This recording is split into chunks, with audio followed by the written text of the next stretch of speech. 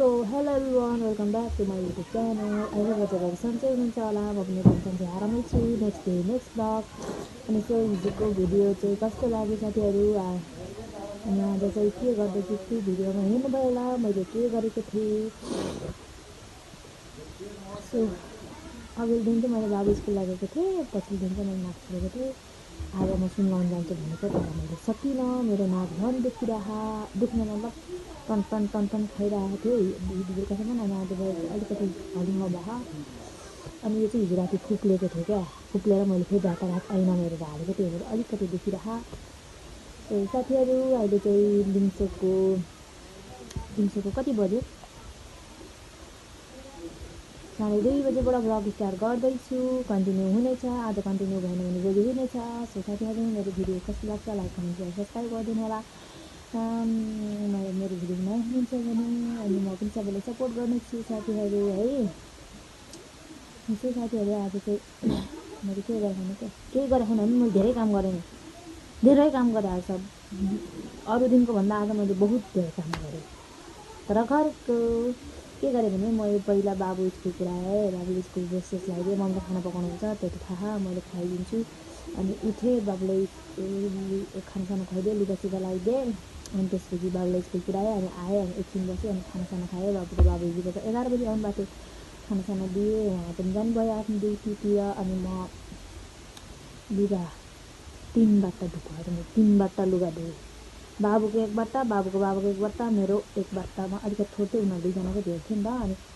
अनि 4 बट्टा जुत्ता सुत्दा त 4 बट्टा जुत्ता, 4 जोड बाबुको आएर, बाबुको एक जोड, मोजा त कति जोड? मेरो 1 जोड, 2 जोड, 3 जोड, 4 जोड, 5 जोड, 6 जोड, 7 जोड, 8 जोड, बाबुको सुत्दा 9 जोड मोजा धोएँ।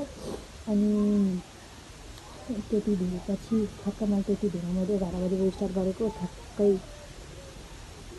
1:30 भयो। अनि त्यसपछि आएँ, अनि त्यसपछि कस्तो पानी लाग्यो, पानी घर खाएँ। अलिकति केही खिचडी खाएँ, मलाई लो भइहाल्छ क्या।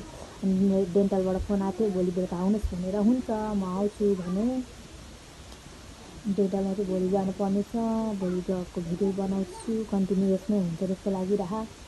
अनि मैले चाहिँ अनि आएँ, अनि कोठो सफा गरेँ मैले होइन। मैले तपाईँहरूलाई अस्तिदेखिबाट भन्दा चाहिँ कोठामा यस्तो चिटिक्क बनाउँछु कि भरे आयो भने हेर्नु, भरे म तपाईँहरूलाई भिडियो आज चाहिँ म कसम फोहोर भयो भने म भिडियो बनाएरै छु। मैले कोठा यस्तो सफा गरेको, यस्तरी सफा गरेको छु क्या। पक्नु है, मैले यस्तरी सफा गरेको छु क्या, यस्तरी होइन। यस्तो पक्नै म तपाईँहरूलाई मैले यताबाट देखाउँछु। यस्तो भयो क्या, यस्तो छ अनि सिधा यस्तो छ होइन, यस्तो छ कोठाहरू ठ्याक्ठ्याक मिलेको छ।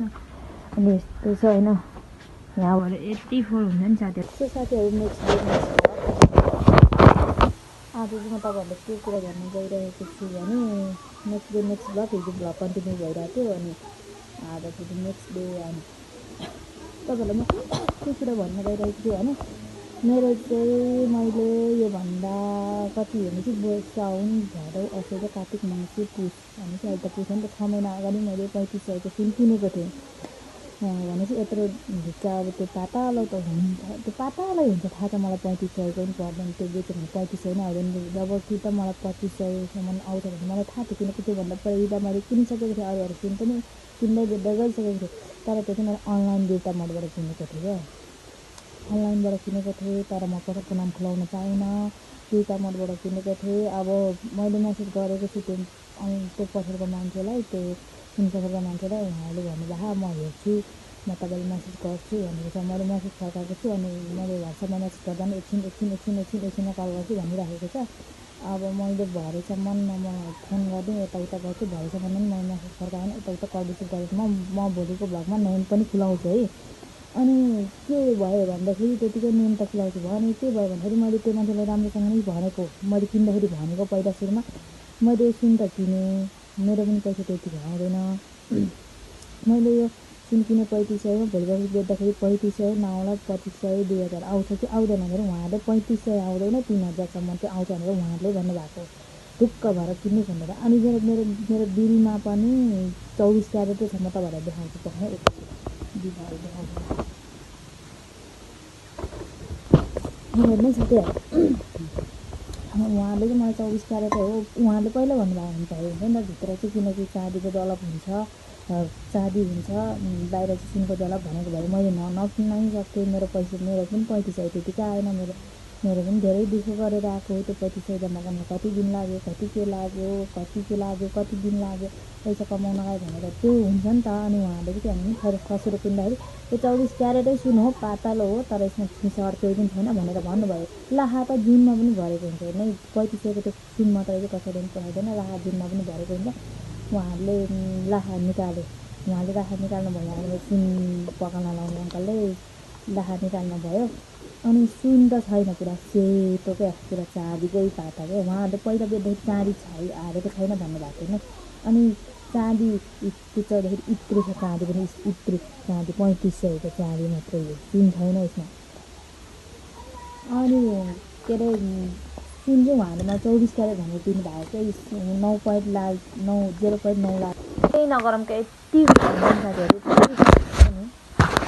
मलाई फेरि खस्छ अनि अब चाहिँ म एकछिन भने कति मिनट बाँकी छ बाबुले जानुपर्ने होइन नि त 2:50 त भने चाहिँ 25 मिनट अझै बाँकी छ 25 मिनटमा ढल्किन्छु कन्टिन्यू भिडियो गर्नेछु सबैजनालाई कमेन्ट सब्सक्राइब गर्नु अनि मेरो दिनहरू कसरी भिडियो हेर्दै जानु मेरो भिडियो चाहिँ 2 दिनको कहिलेकाहीँ 3 दिनको नि एकै ठाउँमा जोडेर आउँछ क्या किनकि म एकै दिनमा भिडियो बनाउनै सक्दिनँ क्या तर म ट्राई चाहिँ गरिरहेको थिएँ पहिलाको भन्दा एक दिनमा धेरै मिनट चाहिँ बनाइरहेको छु तर म एक दिनमै भिडियो ल्याउनेछु साथीहरू पछि मलाई सबैजनालाई माया गर्नुहोस् म तपाईँहरू सबैजनालाई माया गर्छु अनि मेरो हिजोको छेडेको नाक चाहिँ यस्तो भएको छ हेर्नुहोस्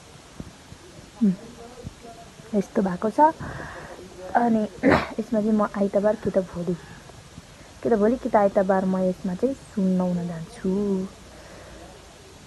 अनि यो कान पनि दुखिरहेको मलाई यहाँ कान पनि दुखिरहेको अनि केही छैन त्यही पनि म स्टेट्युन छु सबैजनाले माया गर्नु होला मेरो भिडियो नयाँ हुन्छ भने लाइक कमेन्ट सेयर सब्सक्राइब चाहिँ गर्नु नभुल्नुको धेरैचोटि भनिसक्यो होला तर बाई बाई एकछिनमा भेट्छ एकछिनमा उहाँहरूले यसरी दिनुभएको थियो हेर्नु मैले यो नाम छेकेँ है यसरी दिनुभएको थियो यत्तिकैमा मैले यो नाम छेकेँ मैले नाम नम्बर सबै छेक्नुपर्ने हुन्छ यसरी दिनुभएको थियो यसरी लेखेर दिनुभएको थियो अनि यसरी दिनुभएको थियो उहाँहरूले र साथीहरू म तपाईँहरूलाई अर्को पनि भिडियो हेर्न गएर चाहिँ आजको दिनमा चाहिँ मेरो ब्याड लग चलिरहेको छ कि सायद दिनै राम्रो छैन कि होइन मेरो भिडियो अस्ति 15 पुगेको थियो सब्सक्राइबर 11 पुगेबाट म कन्टिन्यू भिडियो गरिरहेको छु अब वर्ष होला नि त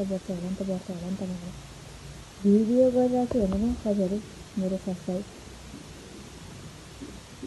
अब मैले कसरी भिडियो बनाउनु म दुःख लागिसक्यो जति भिडियो बनाएर आएको त्यति सब्सक्राइब गर्छ त्यति भिडियो बनाएर आएको त्यति सब्सक्राइब गर्छ घटाइदिनु न हो साथीहरू तपाईँहरू जस्तै त म पनि अलि त्यो गर्छु भनेर प्लिज सब्सक्राइब चाहिँ नघटाइदिनु भन्न चाहन्छु म तपाईँहरूलाई अनि त्यसपछिबाट बरु जे होला म नि के गर्छु भनेर हो मलाई नि भिडियो बनाउनु मन लाग्यो हो सब्सक्राइब चाहिँ नघटाइदिनु साथीहरू प्लिज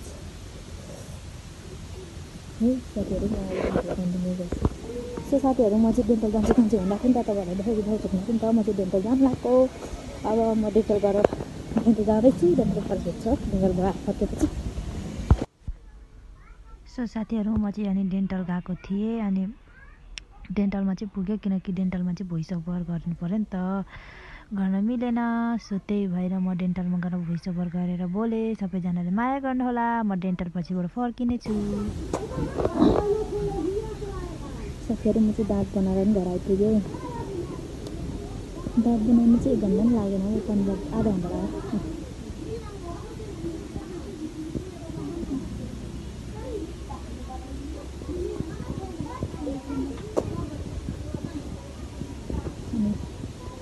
घन्टा लाग्यो यस्तै छ सो साथीहरू भ्लग कन्टिन्यू भयो अब यति नै आजको लागि अब फेरि भेट्नेछु नेक्स्ट भ्लग 2 दिन बाद है भाइ साथीहरू मेरो भिडियो अन्तिमसम्म हेरिदिनु भएकोमा thanks for watching my video bye bye love you